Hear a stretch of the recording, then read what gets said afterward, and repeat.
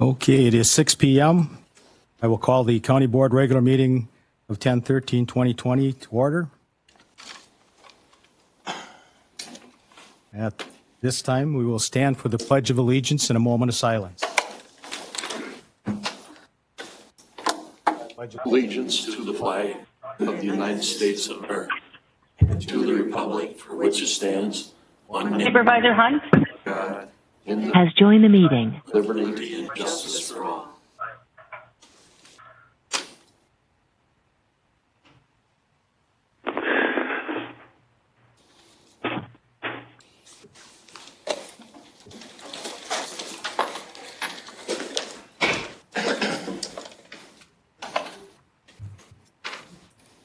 Okay.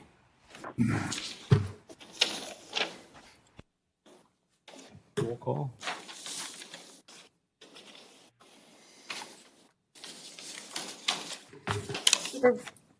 Second.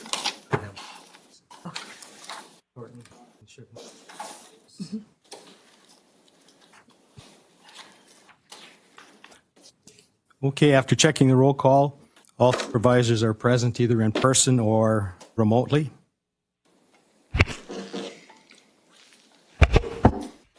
As this meeting is via technology, for the members of the public wishing to be heard, when I move to that, I'll ask for members of the public just to announce your name, and then we will do you one at a time.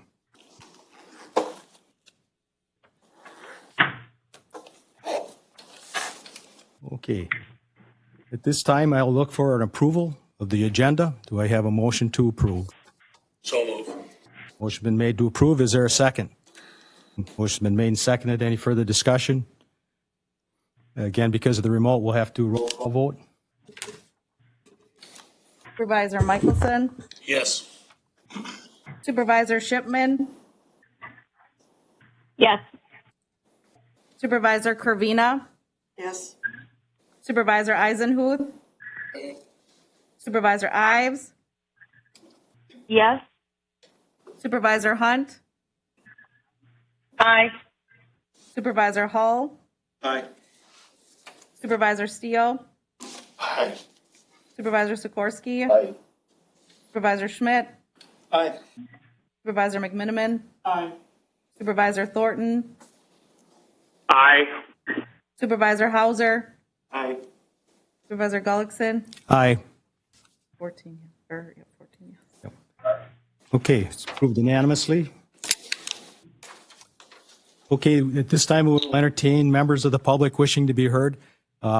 Would you, if there's any members that are wishing to speak, would you state your name and then we can get you in order?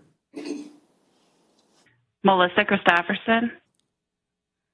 Okay, so we have Melissa. Anybody? Nicholas Okay, Nick. Davino Schneider. All righty.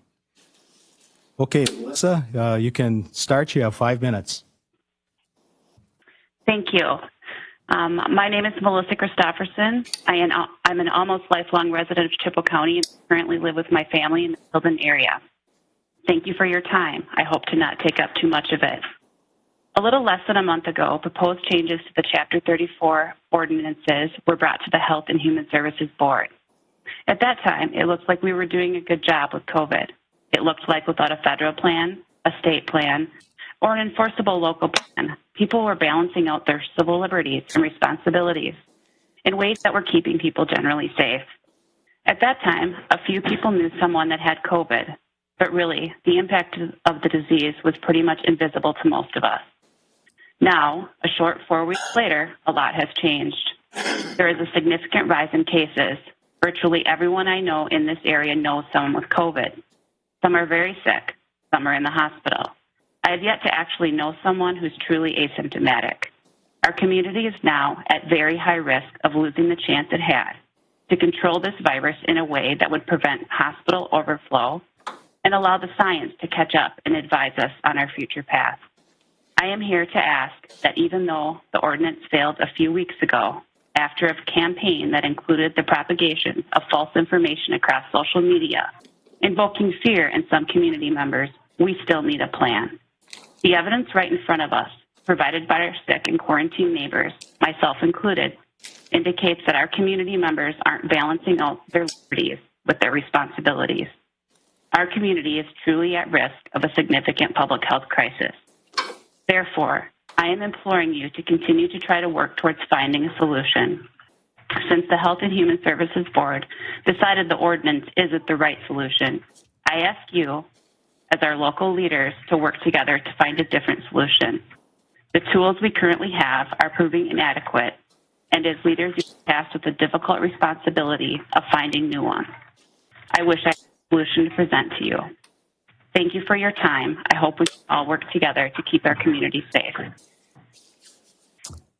Okay, thank you.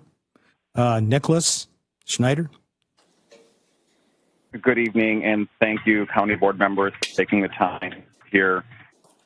I addressed the Health and Human Services Board on September 17th of 2020 in response to the ordinance that was being proposed. Unfortunately, the voices of many, fear-based and scared of propaganda, drowned out the voice of reason. And although I respect the Human Services Board decision not to move that forward, I believe it was the wrong decision. I ask that you, our county board members, take a strong look at how we address, as the previous caller stated, our rapidly increasing numbers. Prior to the Human Services Board meeting, we rarely had a day of COVID cases over the number 10. And in the past month or so, we rarely, I think on 2 days, have had COVID cases under 10, with many days in the 20s and 30s and rapidly spreading. As I patronize businesses throughout Chippewa County, I see a lack of civic responsibility and a lack of responsibility to keep our neighbors safe from each other as we unknowingly spread this disease amongst our community. It is up to you, our elected officials, as I challenged the Human Services Board on September 17th to do, to not govern out of fear and electability, but righteousness, what is right for our community. Leadership must stand up and do the right thing, even when it is unpopular. The number of COVID cases in Chippewa County proportionally to other counties of the same size is unacceptable. And we have a slim window of opportunity to try to flatten our curve and right the ship. Our doctors and medical community is calling on us to do that and lead by example. And I'm asking all of us, work together, work with community members, work with business leaders, come up with some solution, because inaction is not an answer to this situation. Thanks for listening. Okay, thank you. Any other members of the public wishing to be heard? Hearing none, we will then move on to the consent agenda. Having had it. Nicholas Davino Schneider. Has left the meeting. Okay, Melissa Christopherson. Has left the meeting. do I hear a motion to approve the consent agenda? Is there a second? Second. Okay. And Who the motion was. so what? Let's see who the motion was. Who made Chuck, you made the motion? Yeah. you? Okay, Mr. Supervisor, or, Administrator. I got to vote for it. You guys take a vote? Vote for it. Oh, get it. We will have to do a roll call vote again on this, so the clerk will call the roll. Supervisor Hull? Aye. Supervisor Steele? Aye. Supervisor Sikorsky? Aye. Supervisor Schmidt? Aye. Supervisor McMiniman? Aye. Supervisor Thornton? No. Supervisor Hauser? Aye. Supervisor Michelson? Aye. Supervisor Shipman? Aye. Supervisor Kervina? Aye. Supervisor Eisenhuth? Aye. Supervisor Ives? Aye. Supervisor Hunt? Nay. And Chair Gullickson. Yes. 2 no. Supervisor Hunt? has left the meeting. And 12, yeah. Introduce Lori. Okay, go ahead. All right, thanks. First of all, I'd like to thank the chair, Gullickson, for participating in our interview process and hiring Lori Zwiegelhofer. Did I do it? I'm practicing that one all week. Natural for us. Yeah, that's good. We had 4 candidates that we interviewed. We had 2 panels of people that interviewed. We had 4 or 5 on each panel, and Lori was a unanimous decision from everybody on both panels. Lori started in 1992 at the county. She's worked her way through different departments and up to her current position as finance director. She went back to school while working full-time and raising a family. All those are difficult on their own, much less doing it by all at the same time. I think this shows Lori's dedication and hard work, and that she's willing to put in the effort to do her job. So that's remarkable. I'd like to ask you all to welcome Lori and ask her to come up and say a few words. Supervisor Hunt. Has joined the meeting.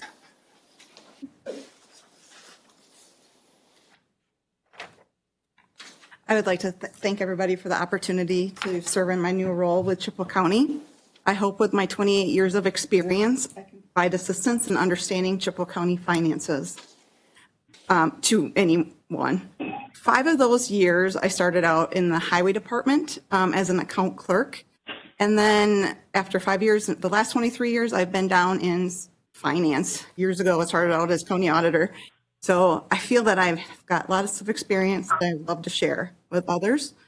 And I'm really looking forward to working with all of you. Thanks again.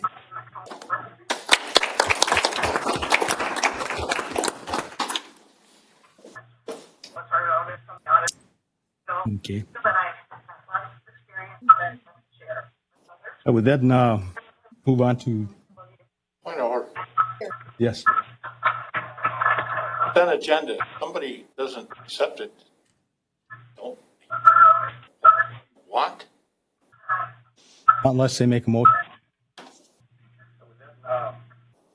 Thank you. Okay. Okay. Moving on to reports. This time I'd like to introduce Sarah Dietrich Casper, and she has an award she would like to present.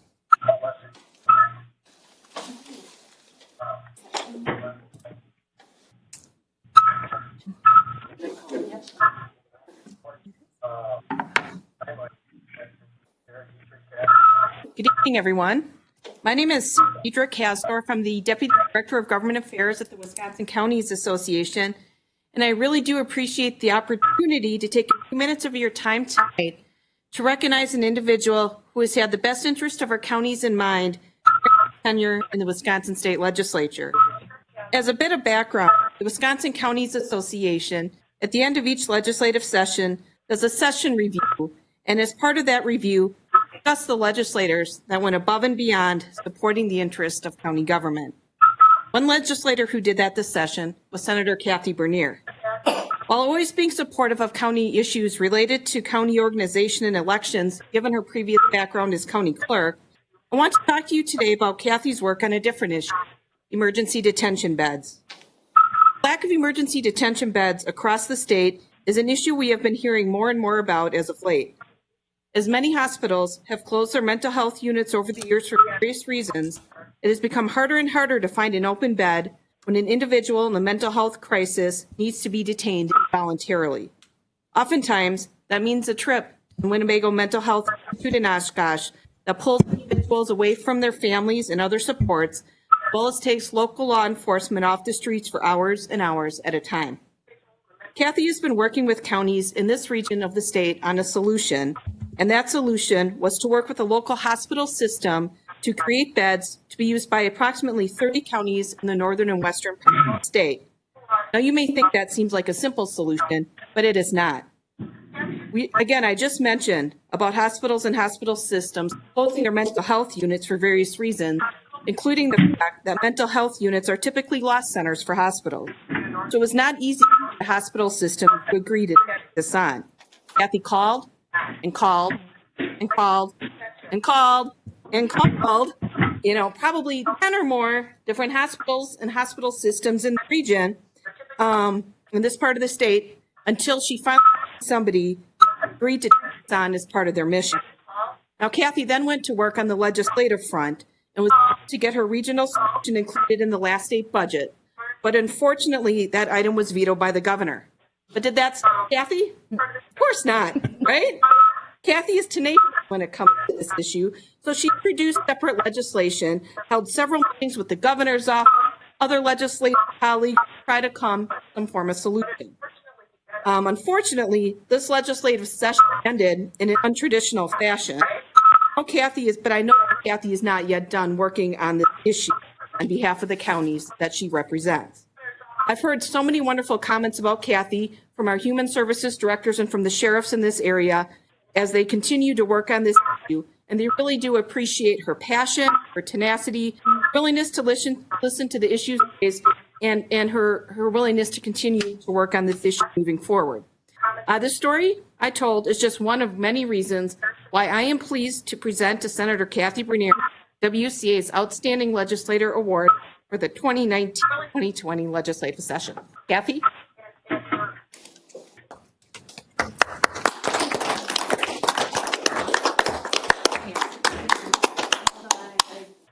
I know. Get my strings out and my.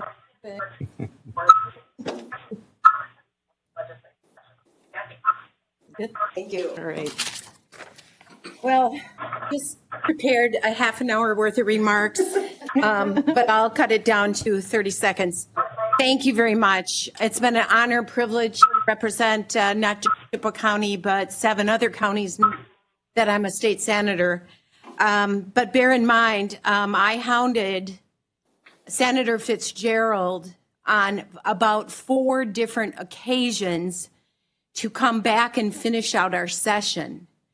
And in part, mostly because of that mental health bill and a couple other bills, an election bill. And the new majority leader in the Senate will be one of 2 people, both of which I have set up my my pressure to get them to hold that final session day. And we can still do that even after the November elections. And I really, really plan on going back and finishing up our final day and getting that $15 million for the 22 new mental health beds, 18 of them for juveniles at St. Joe's, the remainder remodeling for Sacred Heart in Eau Claire. Recently, Tim Easker shared an email from Winnebago stating they are over capacity. They're struggling to care for the individuals down in Winnebago currently, and it's only going to get worse, especially with COVID-19 and the additional mental health pressures. So I will continue to fight for that purpose, among others. So thank you very much.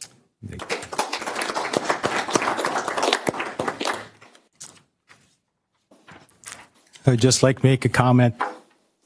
These are 2 of our Chippewa County employees, Lori and Kathy, who have just gone on to really create stellar careers.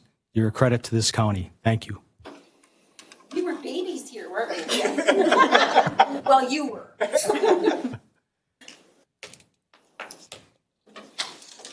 Okay. County Administrator review and update, COVID-19. Administrator Schultz. Thank you, Chair. I just wanted to give an update on the COVID. Been doing this once a month at Executive Committee. The first slide that's in front of you is really just the funding sources. As you can see them, kind of where we currently stand. I know there's been a lot of talk about the next stimulus. Who knows where that's going to end up going. Really, the contact tracing is what we're concentrating on now. We've hired several LTE workers, or in the process of hiring several, to try and keep that up. We'll present our next reimbursement. I can't remember the exact dates, but you can kind of see what's in front of you. We will run out of funds, obviously, sooner or later. So we'll see what that new stimulus packet looks like. One of the things they're working on, I know on the state level, is there is still some money for routes to recovery that the governor has, and the counties are trying to get some of that money. It's hard to get an exact number on how much that is, but WCA continues to work on that.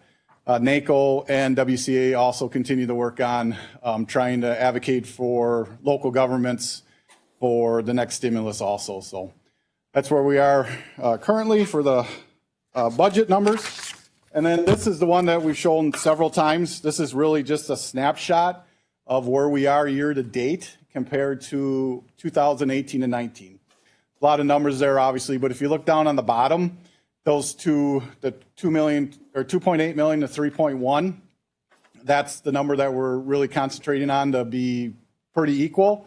You can see really the big difference in the number is highway, and that's from the wheel tax. I'm not getting the wheel tax anymore, and then local bridge aid.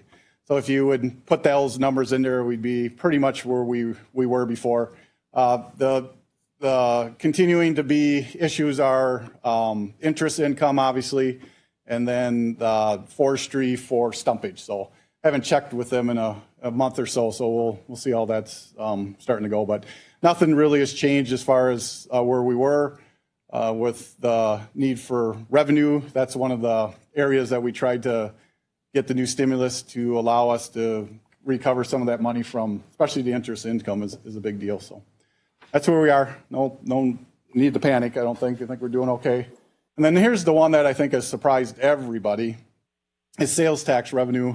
Even across the whole state, we're hearing that number is staying pretty good. If you look at the July numbers, we're actually up 15.9% from the previous year.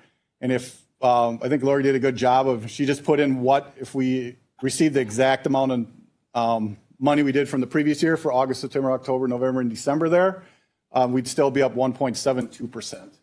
And then you can kind of see how that's worked. Last year, we were up 1.94%. So hopefully the last few months go well. Obviously, we got the holiday seasons coming up, and you can get a lot of sales tax then. So things look fine as far as tax revenue. And then the other thing we're doing is we started a plan. Tony worked with department heads about if the schools closed. Obviously, that was a big concern. We didn't know how schools were, if they're going to be virtual or not, and some are, some aren't. And then the big concern if they closed completely and went all virtual. So she worked with department heads to come up with a plan that if that did happen, that we could still keep the building open and keep serving the public. So she's worked through most of that with the departments. We feel we have a plan in place. Obviously, the concern of our departments getting COVID, and we do have several employees that currently have it, is can the department stay open? So I had a department head meeting today, and we talked about if there's a department that needs to close, we're going to have to announce that, close it, and then reopen it. But right now, the plan is not to close the building. But if there's areas that we can't serve the public, there's going to be areas we can't serve the public, and then manage through that. So that's our game plan right now. So are there any questions? Any questions from the committee? And as everything with COVID, it could change in a minute. Yes. Mr. Schmidt. At what point are we going to give up trying to do contact tracing? Yeah, that's a good question for Angie. I know they are doing complete contact tracing now. They're doing, she announced at the department head meeting that they're doing the ones that are critical. So they're, playing it day by day. That's why we got the additional contact tracers that we're hiring on. She's split her nurses into teams and try to accommodate the additional cases that are coming in. But a lot of counties have completely stopped. They're not doing any contact tracing. They're essentially, if somebody's positive, they call them up, say you're positive, please contact everybody you've been close contact with and let them know. We're not there yet, but you never know. They look at that daily. So there's no magic number that you're going to say, we're overwhelmed, we can't handle this. No, I mean, she meets with her people pretty much every day. And I mean, we're really starting, and I participate in a lot of those. Now they're going into these teams, so they're not going to meet every single day. It's a group. They're going to probably meet once a week. They're still kind of working that out. but you can definitely see the stress and strain on our employees. Their whole department now is only doing COVID, nothing else. Any other questions? Okay.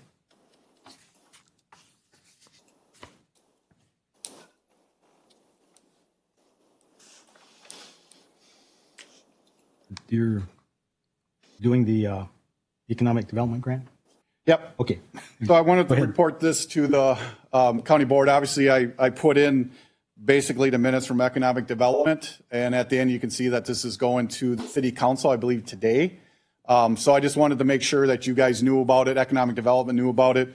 Supervisor Thornton and McMiniman were actually in an initial meeting before I even got involved in this to talk about it because of Supervisor Thornton's on the CVIC committee, and then Supervisor McMiniman's the chair of economic development.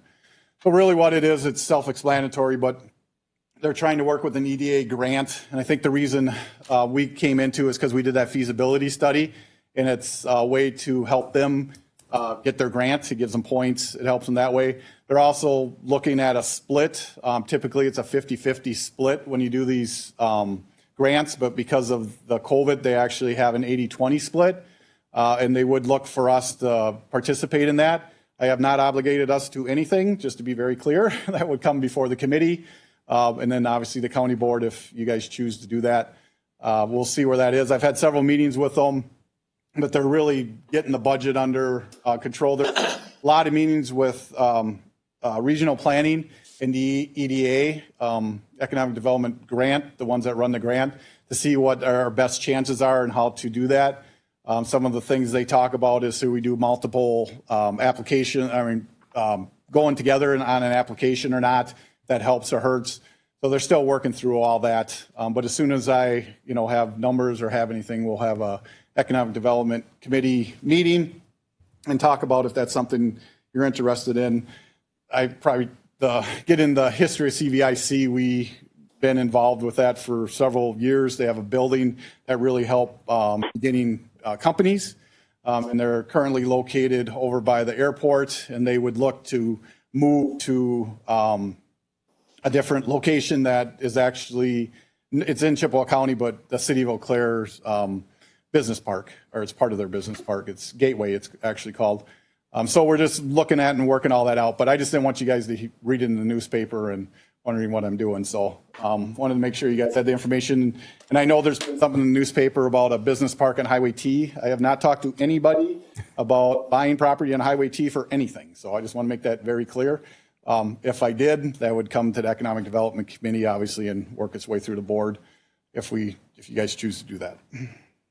So, any questions? Any questions from the board?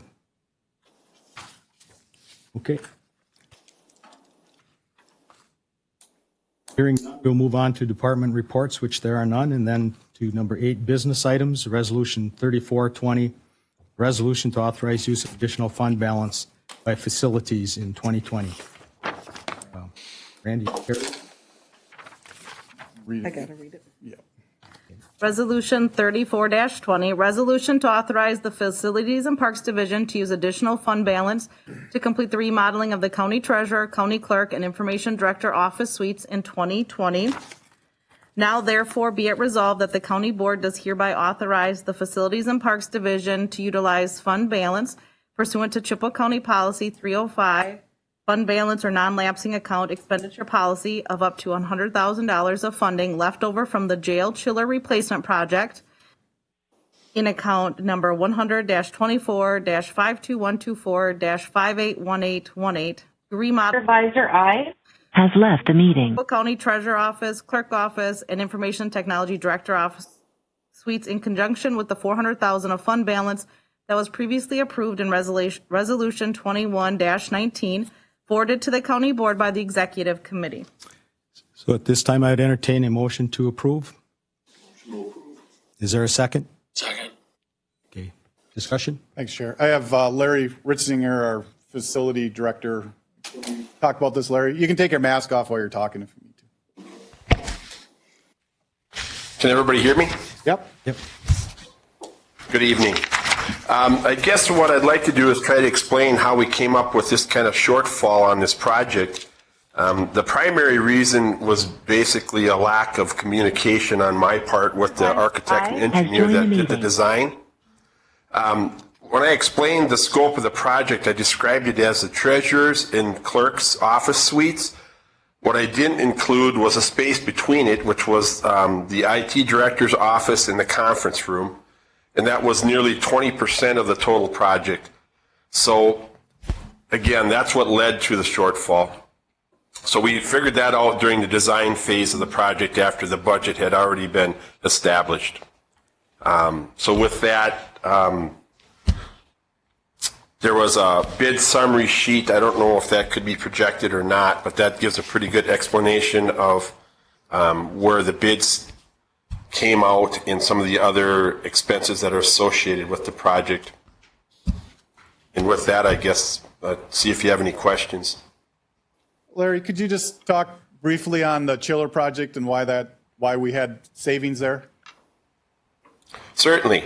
Initially, when we went into the chiller project, we were thinking that we would do a water-cooled chiller because it's much more energy conservative. And basically, as we looked into that design, we figured out that a cooling tower would be required. We knew that initially, but to get the cooling tower installed where the jail's located with how everything was configured was going to be extremely difficult and expensive.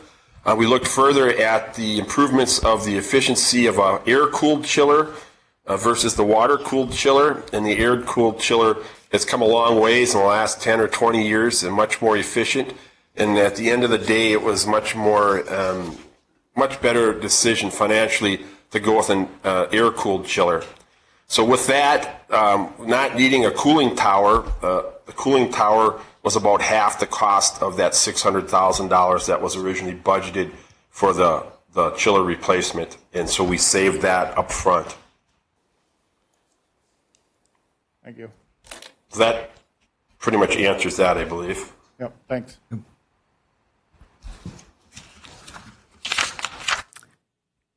Any questions from the board?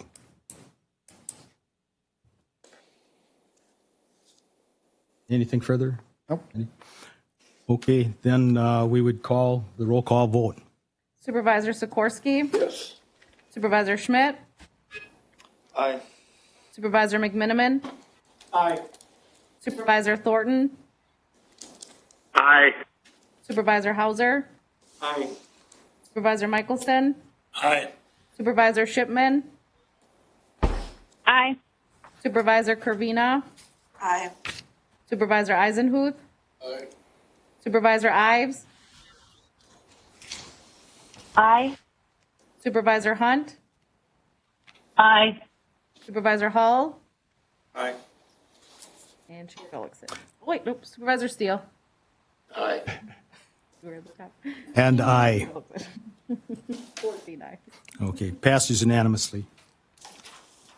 Move next to Resolution 3520, resolution to approve the amendment to the HRA Trust. And we'll have the reading from the clerk. Resolution number 35-20, resolution to approve amendment and restatement of the trust agreement with the Chippewa County Medical Reimbursement Trust. Now therefore be it resolved that the county board approves the amendment and restatement of trust agreement and affirms all of the county administrator's actions with respect to the amendment and restatement of trust agreement. And be it further resolved that the county board authorizes the county administrator to take any and all actions necessary on behalf of the county to effectuate the recommendations of our outside counsel and with respect to the administration of the HRAs forwarded to the county board by the executive committee. Do I hear a motion to approve? The motion approved. Okay, the motion's been made. Is there a second? Second. Supervisor Hall seconded. Okay. I'll have Jim Sherman explain this one. The statement of explanation is pretty self-explanatory. This is basically some cleanup language. We've had these HRAs in effect now for, going on over 10 years. And when we had outside counsel a few years ago review them, this was a recommendation we made, and then we started working with this counsel again, and they said to be in conformity with the federal rules and regulations, we needed to make these changes. So this is really a cleanup language. That's really all it is. Any questions from the board? Hearing none, then we will do the roll call vote. Supervisor Steele? Aye. Supervisor Sikorsky? Aye. Supervisor Schmidt? Aye. Supervisor McMiniman? Aye. Supervisor Thornton? Aye. Supervisor Hauser? Aye. Supervisor Michelson? Aye. Supervisor Shipman? Aye. Supervisor Kervina? Aye. Supervisor Eisenhuth? Supervisor Ives? Aye. Supervisor Hunt? Aye. Supervisor Hull? Aye. Chair. Aye. Steele. Did you get Buck? Steele.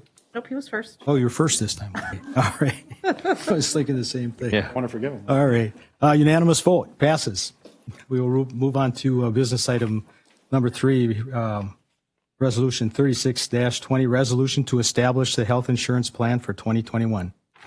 Tony Alfeder, I guess, saying that. We will take the reading from the clerk. Resolution number 36-20, resolution to establish health insurance plans and premiums for 2021.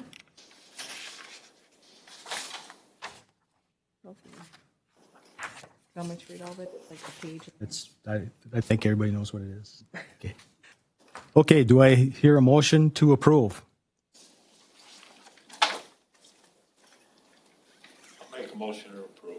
Okay, motion's been made to approve. Is there a second? Second. Second by Supervisor Hauser. Okay, discussion.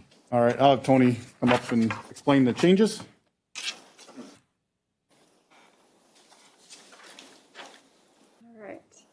So the resolution does a pretty good job taking you through what happened to us as a team as we evaluated our health insurance from the date of starting in May, which is the very first whereas statement regarding our insurance renewal. So it started at 18%. I won't go through the entire resolution, but kind of walk you through. We got an 18% renewal, and so the recommendation from both our broker and the insurance carrier and all of us as a team was to wait it out and get a few more months of claims. So in August, we got another renewal from Security Health Plan, and they brought it down to 12%. Our budget, when we went through our budget process for 2021, we had built in a 10% increase into our benefit estimate reports that went out to the department. So our goal was to get it at least to 10% or lower. So obviously 12% did not meet that. The next section of whereas is really the graphs 1 and 2 that illustrate what our premiums are for 2020. The remaining whereas statements really kind of paint the picture. We did a survey for our employees, 70% response rate that kind of validated that how important benefits are as it relates to recruitment and retention. Benefits are a strong impact for us from maintaining people. We're in the process right now of trying to recruit somebody in facilities and parks, and benefits is probably going to be the trigger that allows us to be able to bring in that candidate. When you keep going through the whereas statements, we basically ended at having to look at plan design changes to get us under that 10% that we had and built into the budget. And by just making a smaller, somewhat of a small change to the out-of-pocket maximum for our high deductible plan, eliminating the low deductible plan, we were able to bring that down to 9.223% increase. So graph 3 is what illustrates then for us what the premium recommendations are with that 9.223% increase. The change of out-of-pocket maximum, you'll see there on the very top line that Tracy has there, it says 5,000, 10,000. For the current year, 2020, it's 3,000, 6,000. So that will go up to 5,000, 10,000, and it'll be a high deductible plan for our employees. We'll still be able to have a zero premium contribution for all those that are on that Premier plan. So that's a positive. The other change that's illustrated here is the alignment with WPPA. Right now in the 2020 plan, employees have a low deductible and a high deductible option. In 2021, WPPA will have a high deductible option as well as the HRA dollars. So both plans will be aligned. However, WPPA will have a 10% contribution to the premium, which is spelled out in their contract. So that's not illustrated on here. I think that covers the full resolution. If there's any questions, I'm happy to answer. Any questions from the board? Yes. Supervisor Hauser. The association, the union association for the protective group, just out of curiosity, why do they have a 10% contribution? Is that by law? It is through their contract negotiations. So they have the ability to try and negotiate to bring that down. That's the only thing related to benefits, the health insurance that they can negotiate is the premium contribution. I've been with the county through 3 and they have yet to ask for lower. I assume that might happen this year. Okay. Next time.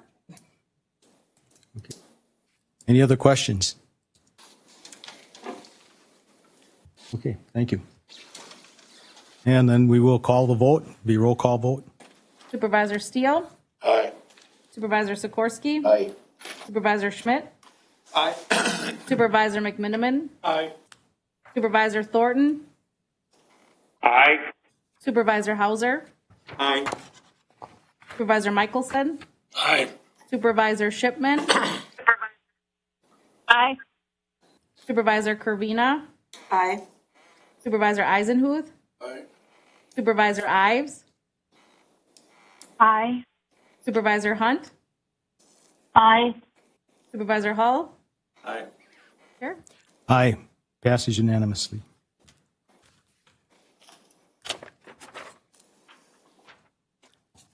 Okay, on your IQM2, it doesn't show it, but this will be a first reading.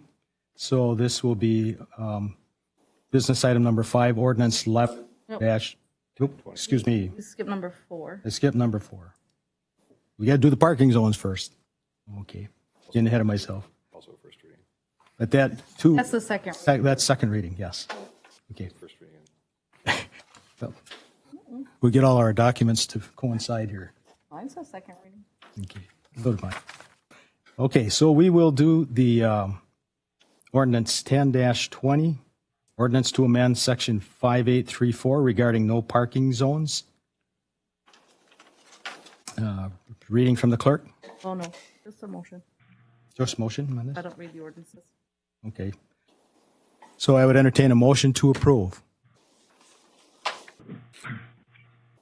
Motion to approve. Motion's been made to approve. Is there a second? I'll second. Seconded by Supervisor Schmidt. Any discussion? Brian, are you on the line? Brian was here last time explaining this. Is he on? Can't hear you, Brian. Yep, I'm on, Randy. Okay, go ahead. Thank you. Yeah, this is just cleaning up a loophole that one of the deputies found. He had tried to enforce some no parking out there behind the guardrail on Highway S by the edge, and he needed to get the ordinance changed in order to be able to do that, so we're just cleaning it up. Okay. Any questions from the board? Supervisor Hauser? Just one comment that the town of Anson emergency department really endorses this idea because it's a dangerous intersection or a dangerous neighborhood there. Okay. Any other discussion?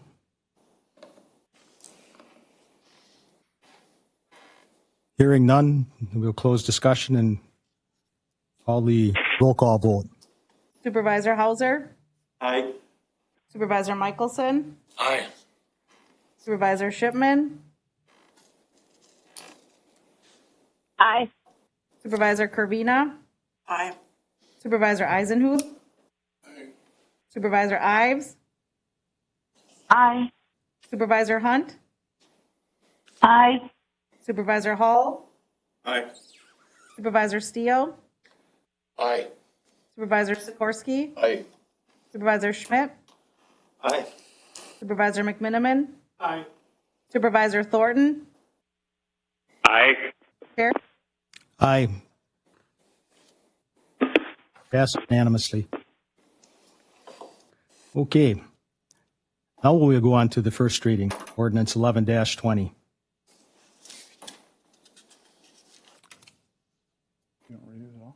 Okay, sorry. First reading. Yeah, so Jim's going to go through this with you.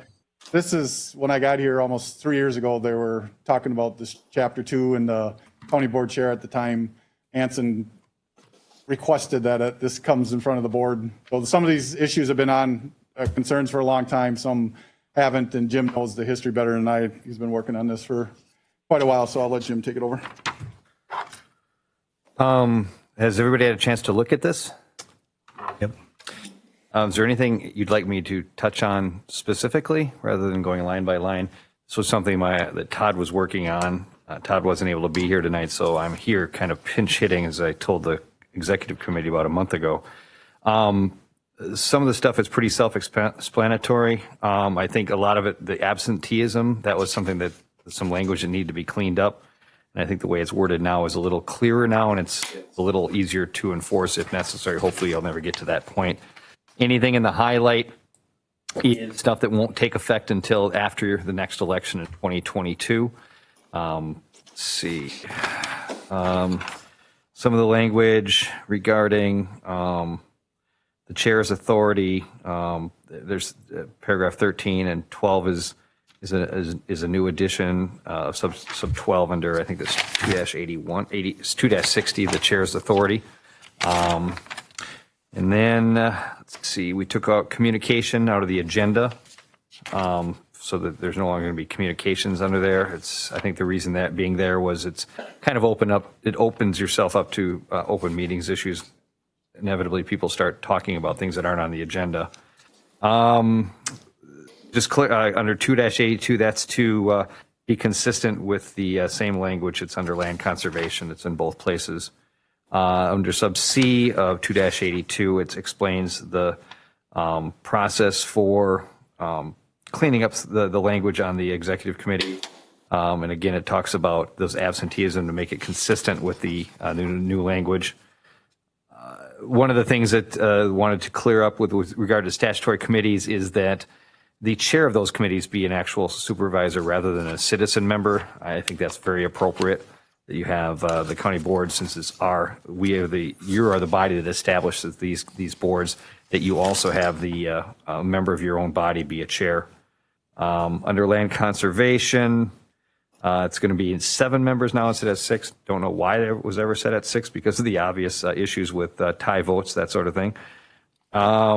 Again, that adds the language consistent with the ag and extension. There's, I think, just a cleanup language appointed by the administrator. Now it says county administrator.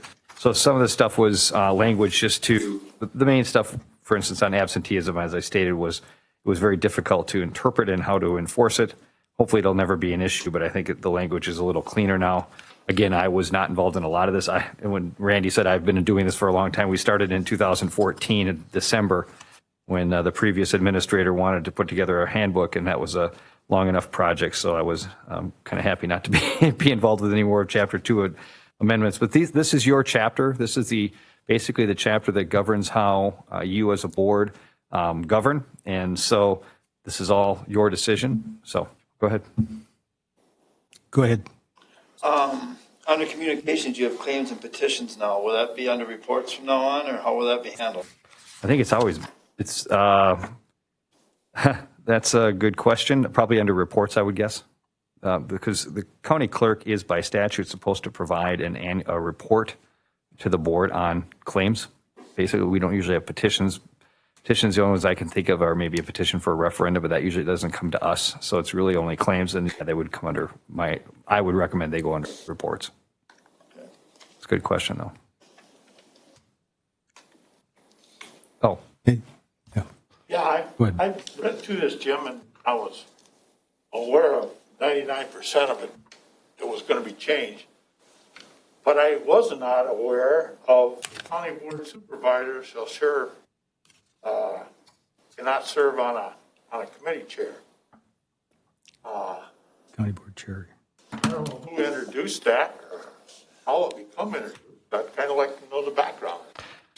Well, I I've only been brought privy to this later on since I had to cover the executive committee meeting. I think the thought, and then Randy can probably illuminate you better on that, but I think the thought was that the county board chair is also the chair of the executive committee. So with only 15 members, they wanted to be able to spread the chairpersonship around. And I think that was part of it. And then because the chair of the county board can still serve on the committees, but with standing committees, I think the thought was to make sure that enough of the members could and again, Randy can probably provide more background. Yeah, a lot of these things are just things that have come up over the years. I don't know which county board member brought it forward or when. It's a list that Chapter 2 essentially is never done. So if things come up over the years, they keep a list of it and then bring it in front of the county board from time to time. But again, it's your chapter and you guys decide how you want to govern yourselves. Well, I see a little bit where you're coming from, but for example, Health and Human Services Board. That board elects their chair. ADRC, that board elects their chair. LCFM is the same way? Yep. Same way. What happens if somebody's on all three of them committees and they're elected to be chair? That chair, you're talking about the county board chair now? Same supervisor. Same supervisor was elected to all? Could be, right? Yeah. Could happen. I thought this was only, hold on. Well, 12 states chair only. I don't know if there's another section. About the chair, county chair, not be able to do that. Right. I don't know where that come from. I have no idea. I would like to amend it and have that stricken from the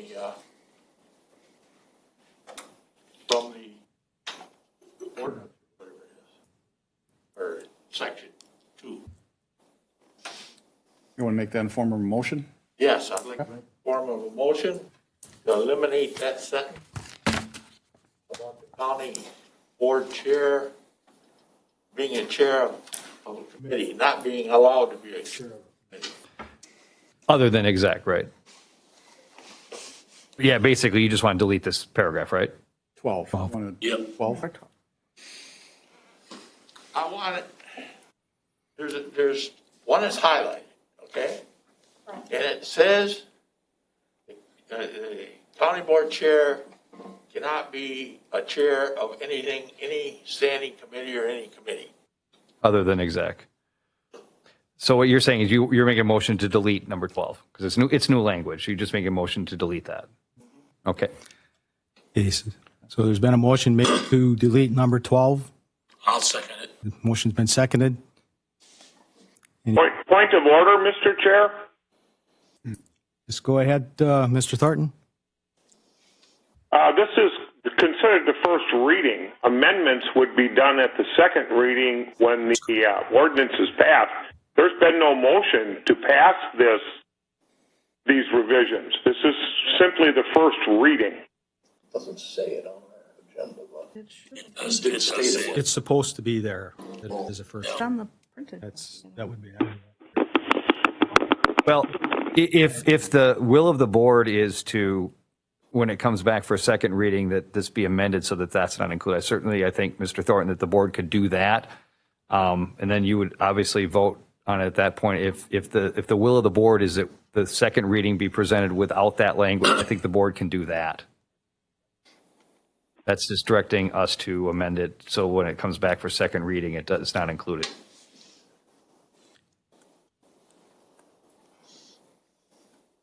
So with the understanding, I think the understanding is that they're directing staff to remove that language so that it's not there at the second reading. So this resolution then would be advisory only.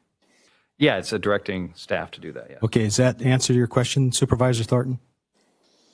Well, if there's, under Robert's Rules of Order, if there's been no motion to approve these ordinance changes, then how can there be a motion to amend the ordinance changes? This has simply been put on the floor as the first reading. Any changes to the ordinance would have to come at the second reading when there's a motion to approve the ordinance as presented. and not before that. Well, part of the basis of a first reading is to get some input from the board. There's a reason you have two readings, so there's two opportunities to read it before it's actually enacted into law. And what I'm saying is I'm okay with the board directing us to bring that back without that language. And if you want to reinstate it at the next meeting, that's fine too. But I think the board certainly has the authority to direct that they don't want to see that language in there, because as the chair stated, the administrator stated, this is your document. This was brought by staff at the direction of previous administrations, so to speak. And if that is the will that they don't want to see that included, I think that you can do that. Now, if you want to wait and do that at the next meeting, that's fine as well too. I don't have an issue with that. I think that's the reason you have two readings, so that it can be discussed. Okay.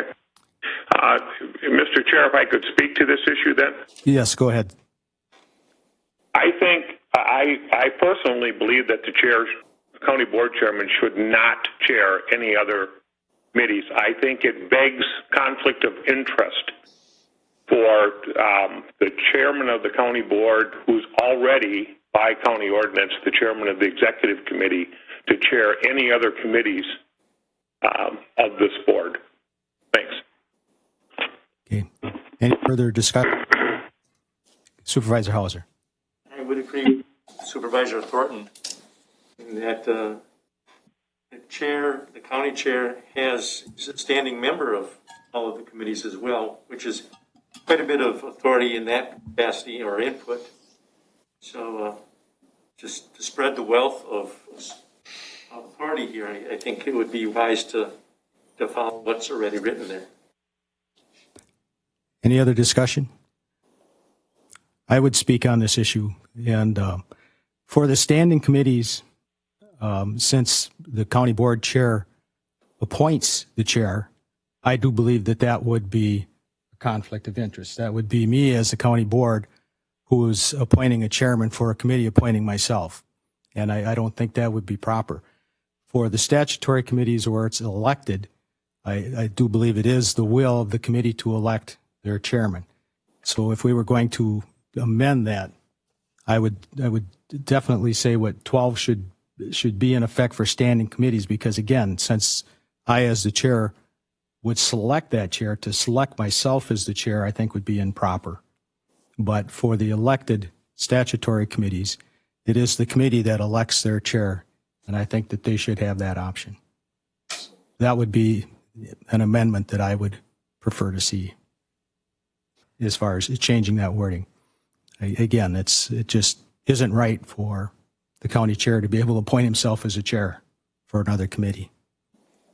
So,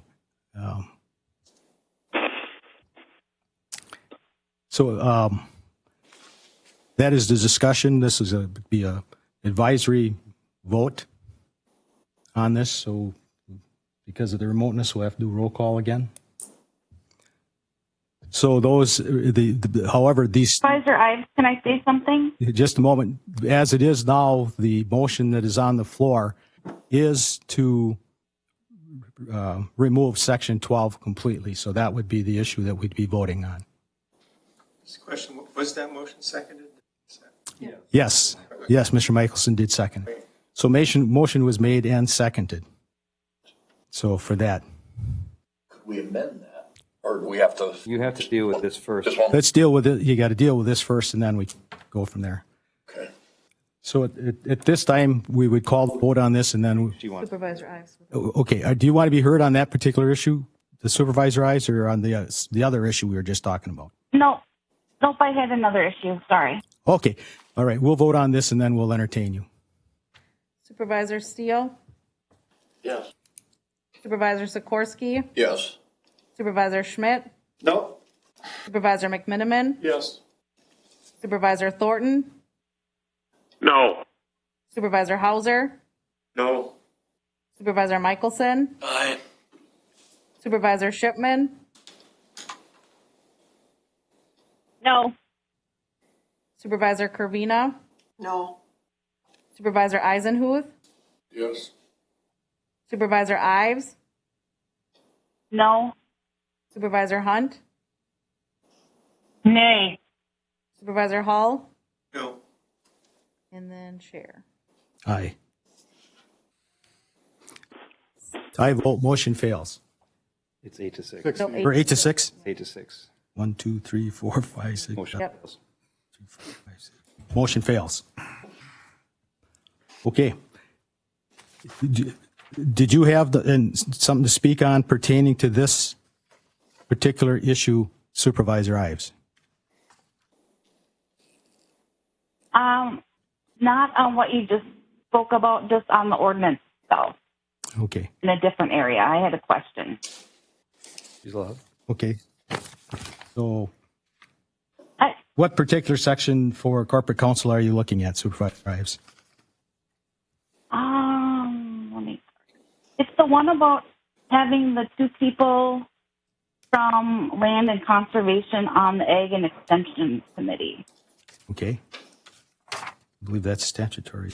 Trying to find it. I believe it is, isn't it? Oh, it's okay. It is, I think it's statutory with the ag extension. Yeah.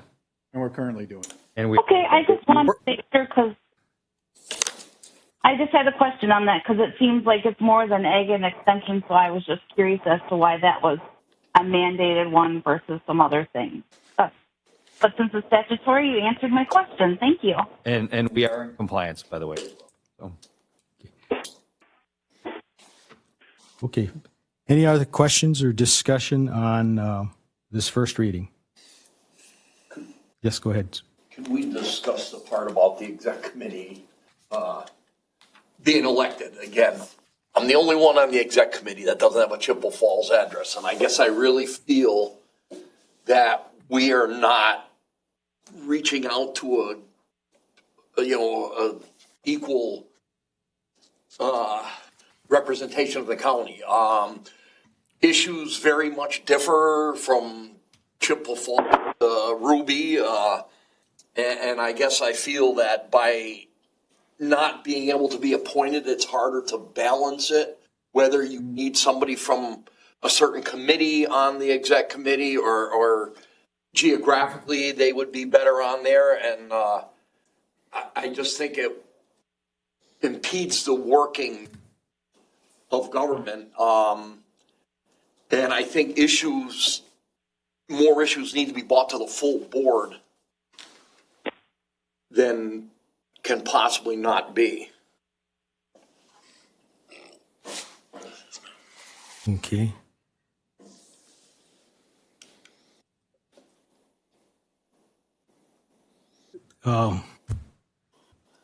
Okay.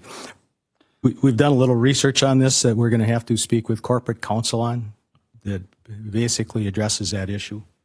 And until such time, I guess, as Todd gets back and we have a chance to look at it because we have some conflicting ordinances. No, it was brought to my attention before the meeting, so I was aware of it if it came up. It's really not, it's conflicting language, but it would actually conflict in more ways than one. What the chair is getting at is under the chair's authority under subsection 11, I think it is, the one right before the one that was just debated. It says that the chair shall appoint members of the county standing and the chairs and vice chairs of those committees and then also have the authority to remove. What the chair is getting at is under the executive committee right now, back before this last election, the county board, the previous county board voted to amend the procedure for forming the executive committee. You guys were all involved in that in April. You sat and you voted 3 members, 3 at-large members, because when the executive committee was formed effective in 2008, it was formed in such a way that the chair and vice chair would be automatic members, then the chair would pick the other 3 members. And I'm giving some historical background for those of you that weren't around. Mr. Schmidt, you might have been around for some of this, and Mr. Sikorsky. But at the time, it was always the complaint was that the executive committee had too much power because they controlled everything going to the county board. And so there was a give and a take. There was talk about splitting into 3 committees instead of the one that it is now, because it was originally an administrative committee, a finance committee, and a personnel committee. They rolled it into one, an exec. And then there was talk about that. So it was decided instead that to try to make as Mr. Sikorsky was bringing up the concerns about who's on that committee, would try to make it a decision of the full board. So you created an election form effective with this last election. And so, of course, when that was done, 2-82 was amended, and so was 2-81 of the ordinance was amended as to how the executive committee is chosen. The part that wasn't caught, though, was under subsection 11, where it says that that the chair shall appoint all the members of the standing committees. In statutory construction, and when there's two ordinances that are essentially in conflict, you take the more specific statute. In this case, 2-81 and 2-82, in my opinion, are much more precise because they spell out exactly how the executive committee should be formed.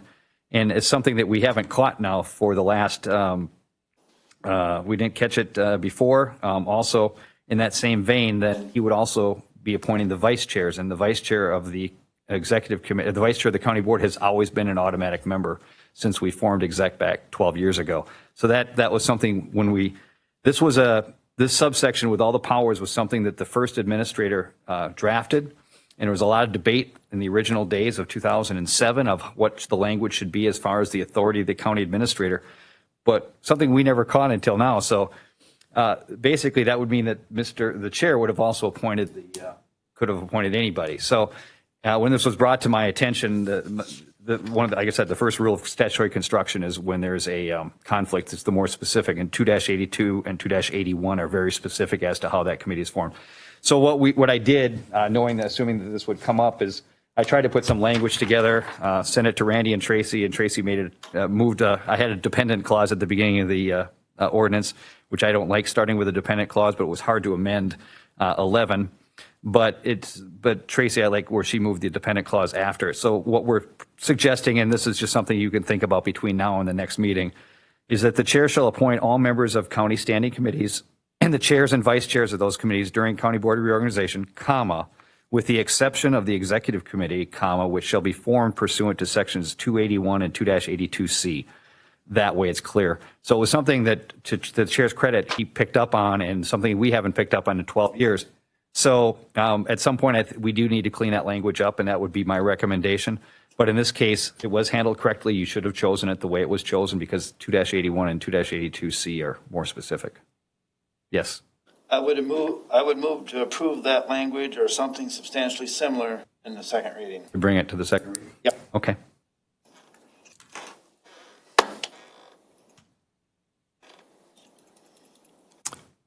Motion's been made. Is there a second? Second. Any further discussion? Supervisor Shipman, Let's go ahead, Supervisor. could you be more specific? Thank you. Could you be more specific about the exact motion that's being made? You want me to? I can. Well, do we want to make discussion? Yeah. I just want to answer. In case there's something else. Yeah. I think the answer to your question, Ms. Shipman, is that Mr. Schmidt made a motion, and I assume he was do you want this specific language that I read? I mean, that's, I think, where the chair's coming from, I think. I like your language, but if you want to tweak a word or two. That's wise. I would go with the language. I worked on it. Well, it's a short one, but believe it or not, it took me a while to put it together. But just in case tomorrow morning you wake up, hey, why didn't I put this in there? You can put it in there. And so for all of you, if you want to if you look at subsection 11 under 2-60, what we would add after the word reorganization would be comma, with the exception of the executive committee, comma, which shall be formed pursuant to section 2-81 and 2-82C, period. Then the rest is the same. So that's specifically, if you want specificity, that's what I would bring back have brought back at the next meeting. That answer your question, Supervisor? Thank you for that clarification. Yes, thank you. Okay. Okay, so motion's been made and seconded. As far as discussion on this particular issue, as we have seen, we have created a can of worms. And the can of worms gets created when we do our research and take a good, fair, long look at these issues. And thus we are in this position. Looking at this particular one, then there's also the rest of number 11 there, which is the removal. Are you saying that should stay the same? Yeah, that should still stay the same. Okay. Well, that's a good point. I mean, well, technically, Well, yeah, I think that's okay because it still requires us the consent of the county board, and we looked at a Right. 2/3 supermajority to remove from the Correct, 2/3 board. majority, yeah. Okay, I'll give that some thought. That's a good point, actually. Normally they would be removed but it's essentially the same way you're suggesting. So if to remove someone from exec, I still think would be brought by the chair. So I do think that language is appropriate. yeah. Because it's still going to require a vote of the county board to do that. And I guess what I'm stating here before we take a vote on this is that we don't want to do things in haste. When we do things in haste, we end up sometimes multiple years later trying to fix this. And just as we found with this. And again, this could cause issues because somebody could argue that the appointment is just as specific as the election portion, and that could tie us up in a real can of worms. So it is on our best interest for us to take a look at these codes and have some kind of consensus and not move too quickly as far as specific wording, because again, once we pass this, it's going to be in the code, and we certainly won't want to redo it again next year because we forgot something. So that would be my only input on this particular issue at this time. We will call the vote.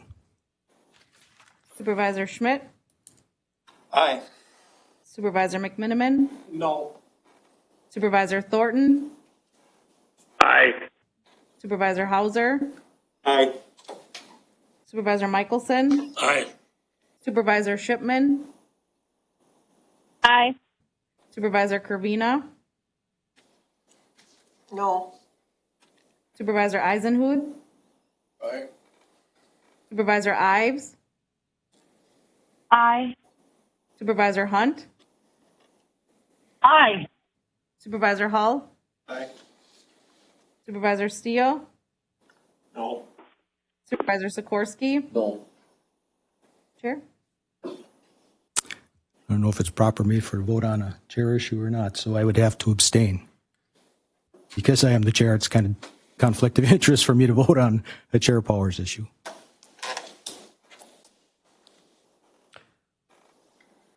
Yes, 4, no, 1 abstain.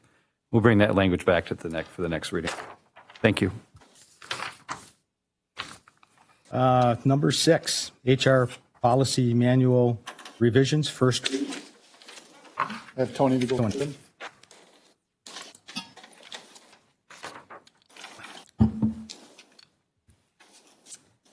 All right. So in your packet, there are several attachments in this section. One is a summary of suggested changes, and that's a really good tool because this is a long policy manual just to see where the changes are. Tracy's going to kind of try to go along with this summary. The first change to the HR policy manual is to the hours of work section on page 2. Basically, what we're doing here is we're cleaning up language for the altered schedule and the flexible schedules. And the reason this has really probably come up more so is due to COVID, and a lot of need for us to make sure that we clarify the difference between the two. An altered schedule is really a schedule that's changed within a department. It could be 12-hour shifts, 10-hour shifts. It could be instead of the 8 to 4:30 that the courthouse is open, that we have an altered schedule for certain individuals within a department. And this isn't something that we've collected and really kept track of. And so we're in the process of collecting all of the different schedules across the county that then the county administrator will have. And then if there's a change, as the policy currently says, and will continue to say, all altered schedules do need the approval of the county administrator. Where the difference in altered schedules is the flexible schedule is of the authority of the department head to make those change. And those are typically a temporary change, maybe a short-term change where there's some flex scheduling that is occurring within the department. And so it helped us to kind of differentiate who has the authority for those in the long-term versus short-term nature of each. So those are the suggested changes to clean this up. The next changes in the handbook are from page 13 to page 23, which is our Family Medical Leave Act section. Page 13 starts with addressing the PTO section, and it strikes out several points. This policy is very long, and there's a lot of duplicate language. There's also a lot of language that repeats what's already in the law. And so every time we bring this forward to the board, we try to clean this up a little bit. And so this is just removing the PTO section. On page 21, similarly, we're removing the definition of serious health condition because it's already in the policy in a different area. So again, it's just removing it simply because it's already in the policy. Page 22 talks about Wisconsin FMLA. There's a federal FMLA and Wisconsin FMLA, and they're different. It makes it challenging here, and that's just an update to more reflect what Wisconsin law really is. And then we have page 23, we updated the short-term disability and long-term disability language by striking that sentence because that wasn't part of the plan document for those two policy plans. So that part was taken out because it's not part of the plan. Page 26 is our county medical leave. So for somebody who doesn't qualify for FMLA or maybe it runs out, there is also an STD, a short-term disability and long-term disability language, and we also made that the same as the FMLA language. We have a third leave policy called personal leave on page 28. And you'll see that language that's struck there says personal leave is without pay and benefits, but you'll notice the immediate section following that is using paid leave while on personal leave. Well, it's contradictory, kind of similar to what you guys were talking about before, so it's a good thing to clean up. Also, what I think really brought this to head is COVID as well. With the emergency paid sick leave, and especially the related piece about childcare, there is paid sick leave through that law. So somebody really could end up needing personal leave and already have exhausted all of their FMLA and use that EPLSA and still have paid PTO in their books. This isn't very common for someone to have personal leave and have paid time off. But it has happened, so this will help clear that up for us. Page 43 is part of the compensation system policy, and it's where the language for the across-the-board increases are. And one of the things that we noticed, this is a new section after moving away from pay for performance, and we added the across-the-board increase section with clarity on if somebody starting January 2nd through the date of the increase, which is on July 1st. If someone has an increase or decrease in pay due to a promotion or demotion, they wouldn't be eligible for the across-the-board increase. So it's just clarifying that, which is consistent to how we handled pay for performance in the past as well. Page 47 and 48 is our overtime and comp time sections. This section here specifically went through the Highway Committee first, then to the Executive Committee. And we basically removed highway from the highway and facilities section that was an exemption, and then we created its highway for its own section. And basically what this says is that for any hours outside of their schedule, work hours, they will get guaranteed that they'll get an overtime rate. In the past, this wasn't as much of an issue until the last couple years. They went through some safety protocol changes where there's maximum number of hours that they can plow and consistently, and so now this puts a little bit more pressure on the department to have more people be able to maintain our roads during the plow. Tony, could you just back up a little bit? It says something about the parks and facilities too, and I had talked to Larry a little bit about it and said, is there, does that make any changes with the parks and facilities employees? No, they'll maintain the same thing that they've had for the last, so they'll get paid for overtime in those specific emergency cases during those specific hours. Okay.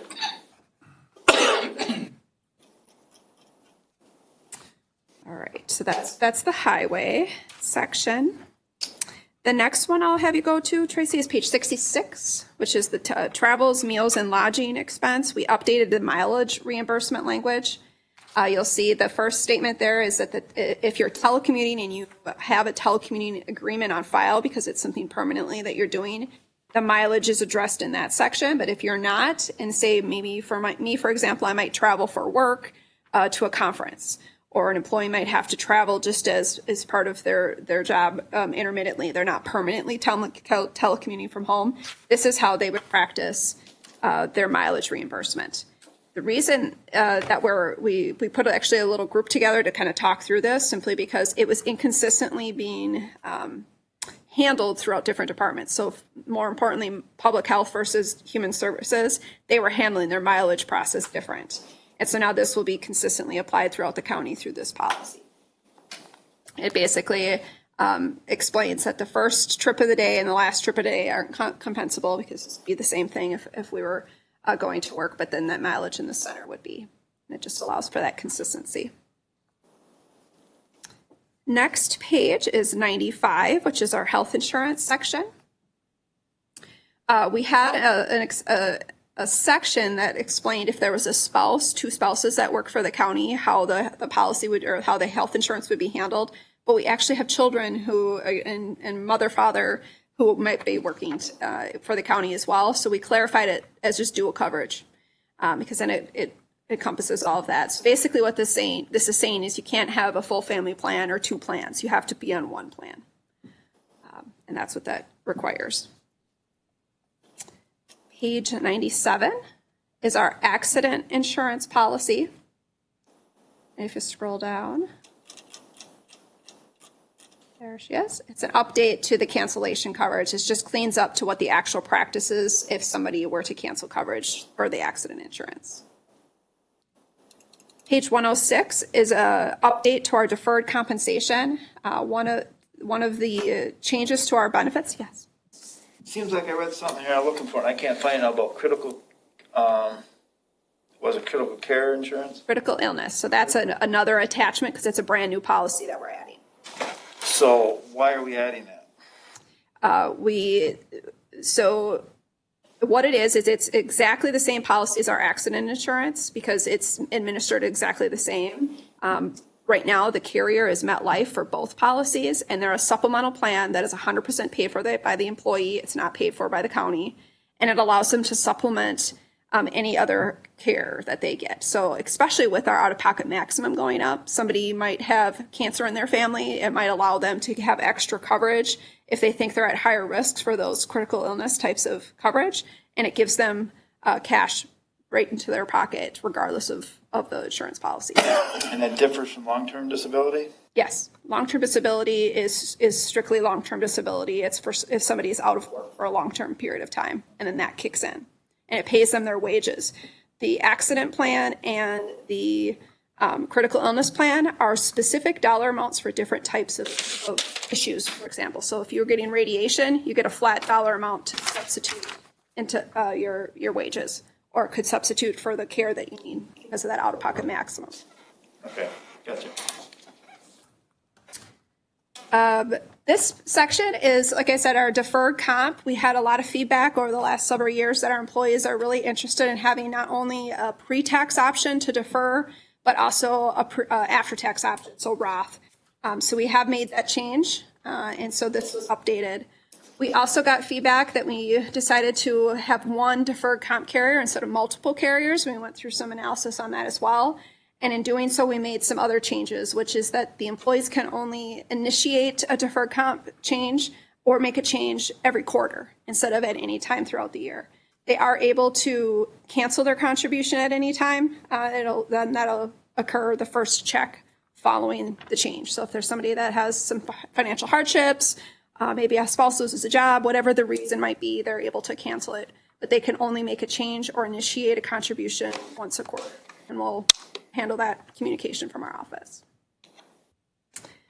The next policy is under ADA, page 153. It's simply a correction to the acronym for ADA. That's all the catch we got there. Page 163 is our telecommuting section. And as I said earlier when I was talking about mileage reimbursement, this is the difference. If you're telecommuting, it's going to be the lesser of the two is what we've called it, which is basically if somebody is living maybe up in the Bloomer area and they have visits, because of primarily a lot of the staff that are telecommuting are in the Human Services Department, and they maybe have all their visits up there. If we did it so that they would subtract their start day and end day, if they're coming from Chippewa County, they probably wouldn't get any mileage. And so we looked at St. Croix, we looked at several other counties, and we basically aligned with them in telecommuting. So the only individuals who would follow this are those who have a telecommuting agreement on file with the county. And right now, that's just the Human Services Department. The next section is social media, and that's page 171 to 177. And Facebook is the main platform that we're using for social media right now. We have 5 or 6 departments who are using Facebook. And one of the things that Facebook changed is they are now requiring you to have a personal Facebook account in order to tie it to a business. When we first had this policy, it was prohibited for an employee to use their personal Facebook page and align it to the Chippewa County page. So for example, HR has a page. We wouldn't be able to personally tie it to Tony Holfelder or to Alex Ditch in our office. Now Facebook is requiring it. We were making up fictitious names through using our IT division, and now we had to change the policy and our practices because Facebook changed their policy as well. This did limit one department from even wanting to do Facebook because they didn't want to tie their personal accounts to Chippewa County. And then lastly, we had 2 policies that are added to this agenda item. One was critical illness, just as Mr. Schmidt mentioned. And it's, like I said, it's exactly like accident insurance. It's written with the coverage, the premium contributions, the eligibility requirements, all of them are identical to the accident insurance plan. But again, it covers critical illness. And again, it's elected by the employee and paid for 100% by the employee. Lastly is the pets in the workplace policy. This came up several months ago, right before COVID. We did have different issues that came up.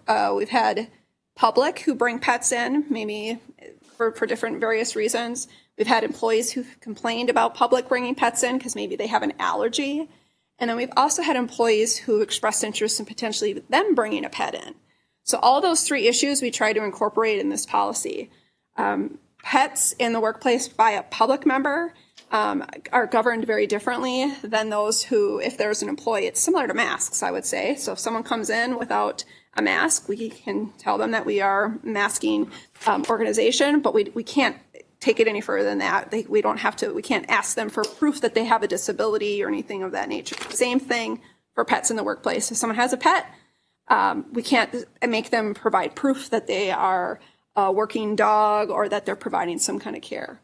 However, if it's an employee and they don't want to wear a mask, they do have to provide us with proof of a disability, and we have to go through an interactive disability process, an accommodation process. The same thing with pets. They would have to be serving a purpose as well. They can't just be for comfort.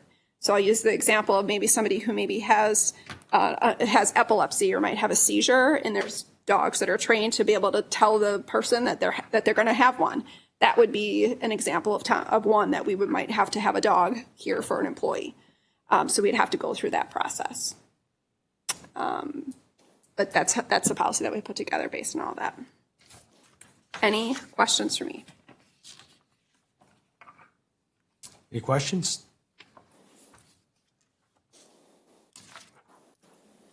Okay, first reading, thank you. So nothing under communications, agenda items for future consideration. If you have something, get a hold of me. Do I hear a motion to adjourn? I so move. Is there a second? Second. Motion's made and seconded to adjourn. We will have to roll call vote. Supervisor Schmidt? Aye. Supervisor McMiniman? Aye. Supervisor Thornton?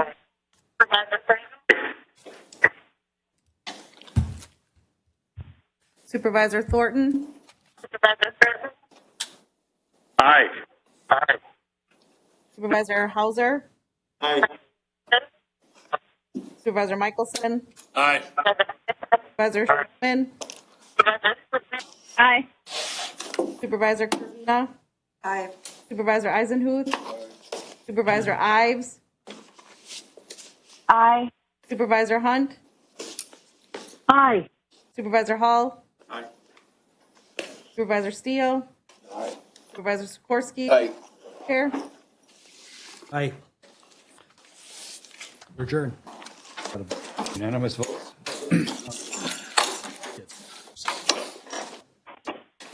Thanks for using WebEx. Visit our website at